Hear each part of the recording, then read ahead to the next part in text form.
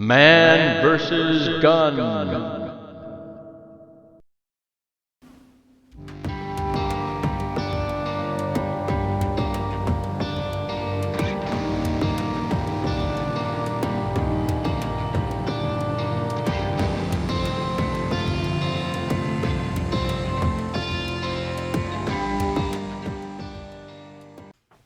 Hello shooters, thank you for watching Ty Iron Channel.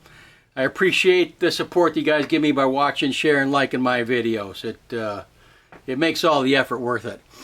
Today's episode of Man vs. Handgun is the Taurus PT740. It's a 40 cal, slim, single stack, concealed carry type firearm. We're going to put it through the Man vs. Gun protocol and see how it does. Some of you have wondered where I get. I don't own all these handguns.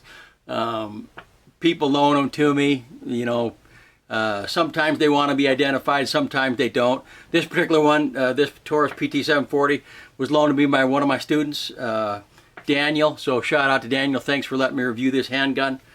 So let's get to it. Taurus PT740 Slim. Let's see how much this thing weighs.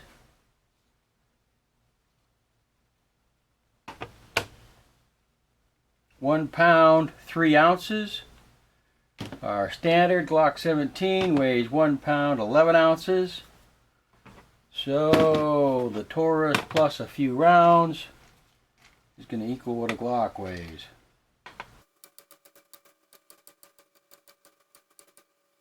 So a Taurus plus 19 rounds equals the same as a Glock 17 empty.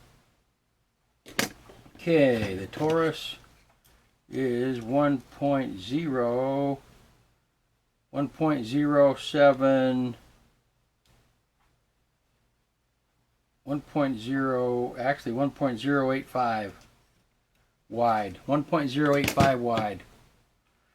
So it's pretty slim and it's pretty lightweight. Not quite as slim nor is it lightweight as the Shield.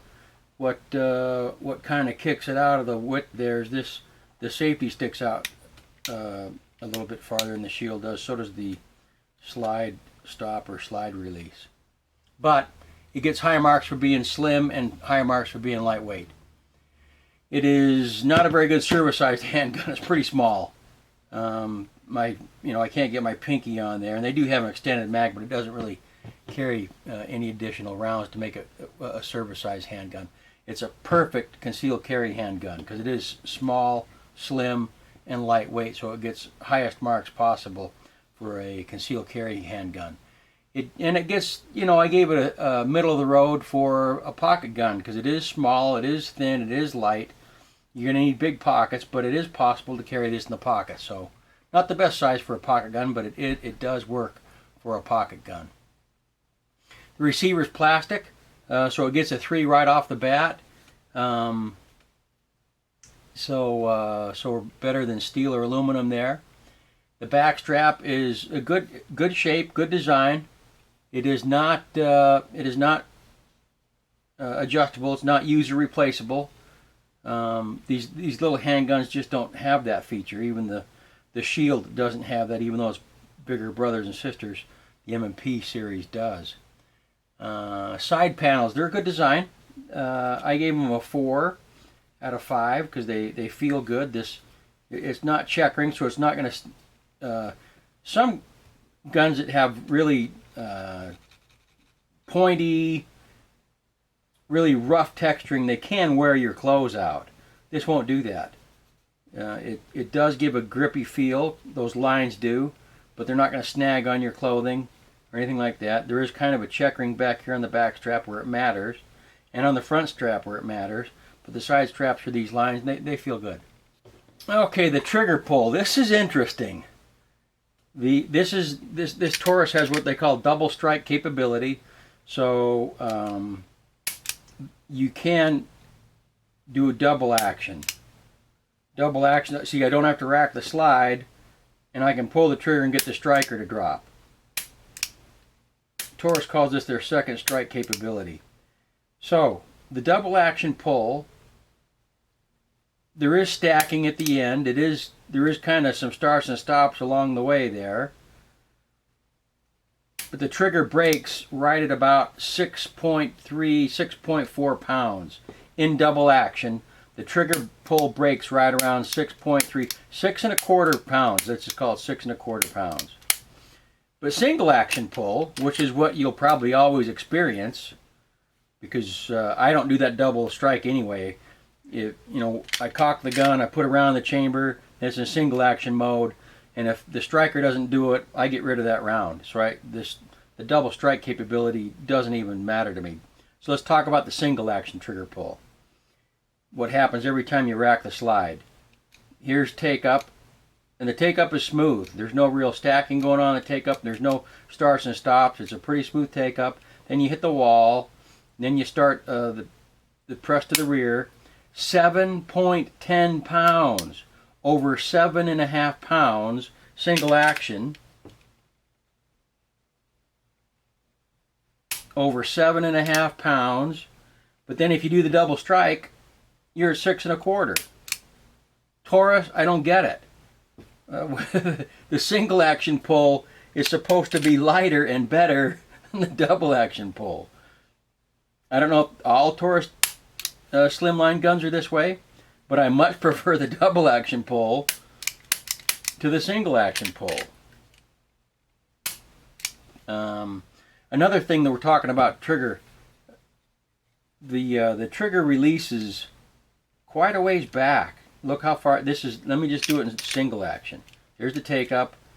See how far back in the trigger guard the trigger breaks. How that is a problem for me is when I'm shooting it with two hands here. My finger literally is interfering with my hand on the trigger pull because the trigger pull is so far backwards. I can't put my trigger fingers. I have to put the pad on there. That's not as accurate for me. I've found that through shooting that my most accurate shots are done with this portion of the finger, the crease there. If I put the crease on the trigger there, my other hand interferes with the trigger pull and I can't really pull the trigger all the way till it breaks. So I have to put the pad on there. Another thing with the trigger guard itself, and this is in 40, so it's going to be, 40 is a snappy caliber anyway. You put it in a gun this light, and it's even snappier. And when I'm shooting this, notice where my finger is here. When the gun goes off, the gun recoils up, and right here on my finger, on the bottom of my trigger finger, right in this area here, after shooting 250 rounds through this thing, my finger was sore. So this is not a gun I'd like to run all the way through a handgun class. You won't even notice it in a gunfight. But when you're out when you're training or doing practice with this gun, well, I'll tell you, just after a few rounds, that part of my finger was quite sore, just because of the way the trigger guard and the trigger is designed. But the gun's reliable. I shot a couple hundred rounds, over 250 rounds through it, and not one little hiccup. Ran like a champ. Okay, so let's move on from the trigger pull. So trigger pull, it doesn't get the highest marks there is because the single action trigger pull sucks compared to the double action trigger pull. The magazine well is flared, not a ton. It just has a little teeny bit of flaring on the sides, more flaring on the front, no flaring on the back there. But I didn't have any problem inserting a magazine either. Magazines went in without a hiccup. The magazine is it's a good design. I wish all slimline magazines like this were designed like the Smith & Wesson, where they got a little bit wider down here so they can carry more than a true single stack mag. But Glock has the same problem there. It's just a true single stack. The base plate is not manipulation friendly whatsoever. It fits very flush to the frame. It does seat in further than it's supposed to, though, and that's a good thing. The magazine release is right here on the side. It is quite shallow is the wrong word. It doesn't stick up at all, which for a carry gun is can be a good thing because you don't want your magazine getting depressed. I didn't have any issue getting the empty mag out because it sticks up. It's not radiused here. It's almost like a 90-degree, and it's easy for the thumb to find and hit. So it is a very flush-fitting magazine release, but it's because of that 90-degree thing. It's easy for the thumb to find and to hit, even with my eyes closed. So we're good to go there. But the magazine release is only on one side. You might be able to switch sides. I don't know. But yeah, you can. You can switch sides. You can switch just to left or right, but it is only left or right. It cannot operate from the same side, from both sides at the same time. The safety is right. It's a thumb safety. It is in a good location for a thumb safety. It is not on both sides. It is on one side only. So if you're a lefty, just don't ever put it on. The real safety is right here in the trigger. You depress that lever just like Glock, Smith & Wesson, HK, FN, everybody else in their dog. And it is easily operated from both sides because you just put your finger in the trigger there, so you're good to go. Okay, the slide catch is right there, which is not in a bad spot. I wished it was a little bit more forward because I did inadvertently hold it down a couple of times. I wished it was a little teeny bit more forward, and I wish there was a fence around it. But it is what it is. If you got one of these, don't put your thumb close to the slide there. Just kind of bring your thumb over onto your hand, and you won't have an issue. I got to do same thing with the HK, and there's a lot of handguns that you have to do that with, so it's not that big a deal. The rear sight is you can use this part on something to rack the slide if you have to. These are adjustable sights. They're not the easiest sights in the world to adjust, but they are adjustable. And I don't know if you can switch out the rear sights on these things or not. The front sight is it's a good design. It's not too squat. It's not too tall. It's a little bit fat. I wish it was a little bit thinner, but it works. It's not plastic. It's steel, so it's not going to get chewed up through practice like a Glock sight would. This is too small to have a light rail. None of these single stack 9s or 40s or whatever are wide enough to have a pick rail on the bottom. So there's just no such thing as a light rail on these. And it is not optics compatible. So let's go out to the range and put some rounds through this little bad boy. The 40 caliber Smith & Wesson round in a gun this small and this light and this size is snappy. 40's a snappy caliber anyway, but as you can see, if you have proper technique, it doesn't adversely affect getting on target and getting shots off fast. Also, when you video yourself, you see that you make funny little faces that you don't even recognize that you do.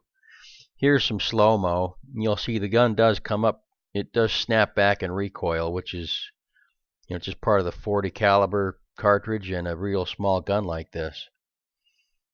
But it comes back down, really fast, really easily.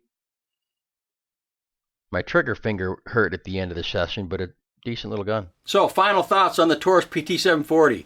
This will do exactly what Daniel bought it to do, which is give him a concealable, powerful little handgun to use for concealed carry. It's not the best handgun on the planet, but it doesn't cost as much as the best handgun on the planet. It's a good value in a firearm.